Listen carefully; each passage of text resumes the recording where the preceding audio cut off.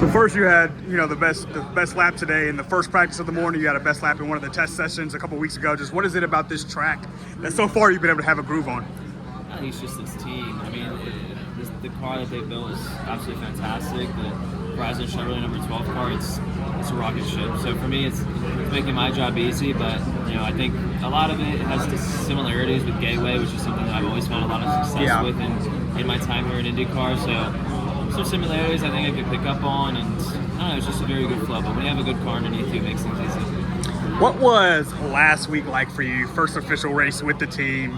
You guys talked about earlier, just the allure kind of with Team Penske. What was that entire experience like for you in St. Pete? It was fantastic. I came into it. Obviously, there was just a lot of, anxiety and nervousness around it all just because I cared so much for it. But, it went so well. From that whole weekend, I learned so much. I think we already grew a lot that we needed from the team, and we already started off on such a strong note with the new team being qualifying fifth. Obviously, made a mistake here in the race, but we still brought it back for P13. So, a lot of highs, and I think we're going to carry that energy coming here into Phoenix rest of the season. But so far, it's been fantastic. How do you expect this qualifying session to be? A bit different than the practice, just with it warming up here throughout the day. Oh, yeah, 100%. Practice, we had to make changes in the car, quite a few changes, but it's kind of tough because it's like, all right, I made these changes for practice 1, but track 10, temperature itself, wind, it's all going to be so different by the time qualifying comes. So we didn't do too many laps because honestly, there's not much information that we can get. Thankfully, we had the Phoenix test, which I think had a little bit more similarities when it came to temperature, etc. So we're in a good window. Car's going to be strong, but the field's going to be so close. Man. I think with all this practice, everybody's kind of figured out this track. So it's going to be tough. If we can put it all together, we can get there. Is it a little cooler for you? We're celebrating, Penske's 60-year anniversary, and you're joining the team at this moment.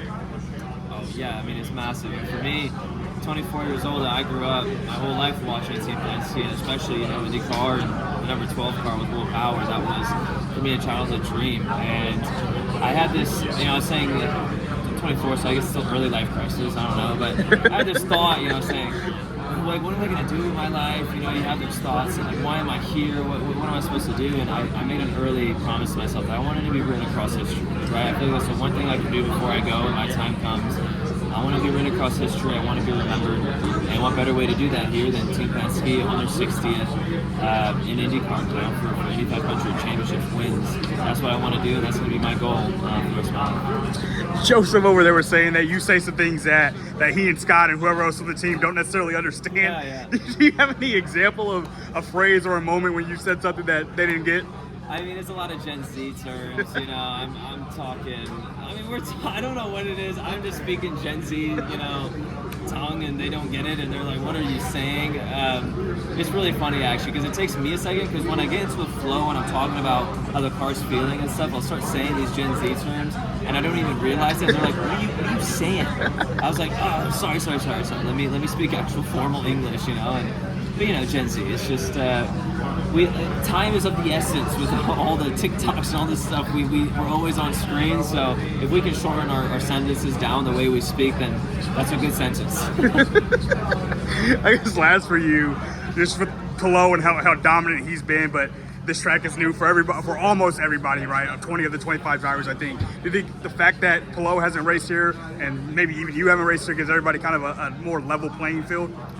Maybe, but for us, we've been so many years in all these tracks, so we're all doing the same thing. It's new for both of us. It's new for everybody. We had the test, so I think by now, we're super comfortable. I'm pretty sure they're very comfortable. It's still gonna be racing as usual. So we'll see how it goes. But yeah, Palou's been very dominant, but we'll make sure to get near him a little bit more.